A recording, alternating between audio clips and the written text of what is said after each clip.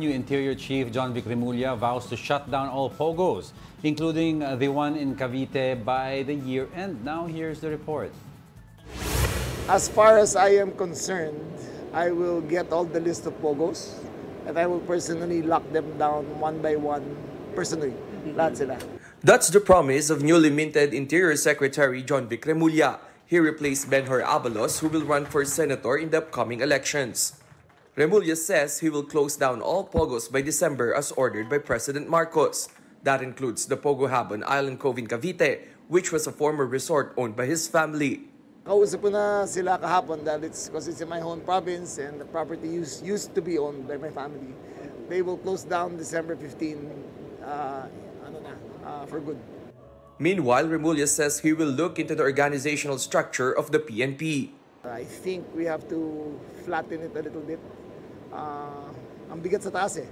So many generals, so many layers.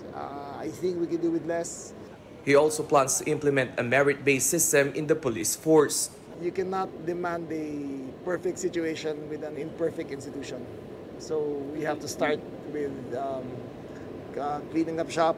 I want to remove the politics from the PNP.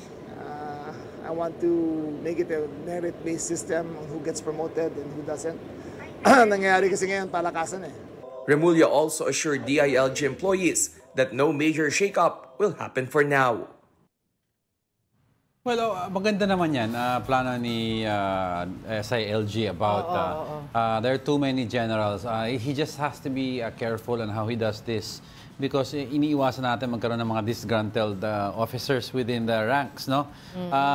Kasi alam naman natin also, sa mga generals, if you were the, kunya, PNP chief ka, yung mga next in line mo, usually pipiliin mo dyan o ipopromote mo dyan, yung mga taong pinagkakatiwalaan mo. Right. At alam mo paano magtrabaho, di ba? Eh, kung hindi fit naman sa, sabi mo, merit-based system tayo, okay, magaling to magtrabaho, pero is he fit with your leadership style? There's that question. That's why in the first place, meron din a specific how it's done in the PNP. Ngayon, meron silang yung tinatawag na yun, placement, Senior Officers Placement and Promotion Board. Yes, oo. Pero okay yung ginagawa ni SILG, it's trim the fat para at least yung mga magagaling na officers natin may chance. Oo, isa pa dapat na bantayan niya dyan, yung mga police na nagiging private army ng mga politiko. Especially ngayon, magka-campaign na. Yeah. Diba? Diyan nagkakaroon ng mga karahasan. Kasi pag yung police ka, pag gun ban, di ka naman sakop ng gun ban. Diba? Tapos syempre, ang tonsils, ang possibility na mangyari na syempre kakampihan nila kung sino binabantayan nila. Tsaka gusto ko rin makita kay SILG yung yung IAS Internal Affairs Service na i-detach from the PNP chief. Kasi ngayon yung IAS is part of the PNP chief. Pero ang mandate nila is to clean up the PNP from erring or corrupt cops. Like in the States, diba, Internal Affairs is not nakarekta sa PNP chief, sa police chief nila, di ba? Sa police district chief nila, nakahiwalay. Hirap kasi baka may bata ka doon, di ba? We're not saying corrupt yung police chief, but there always has to be third body. There has to be an independent body. Saka yung pleb board na gusto ayusin ni former Senator Lacson, di ba? We should have an accountability body. Kahit sabihin mo hindi corruption pinag-uusapan, the way the policemen conduct their operations and procedures, sometimes nilalaktawan nila yung mga procedures dahil alam na yung IAS nila nakarekta sa police chief.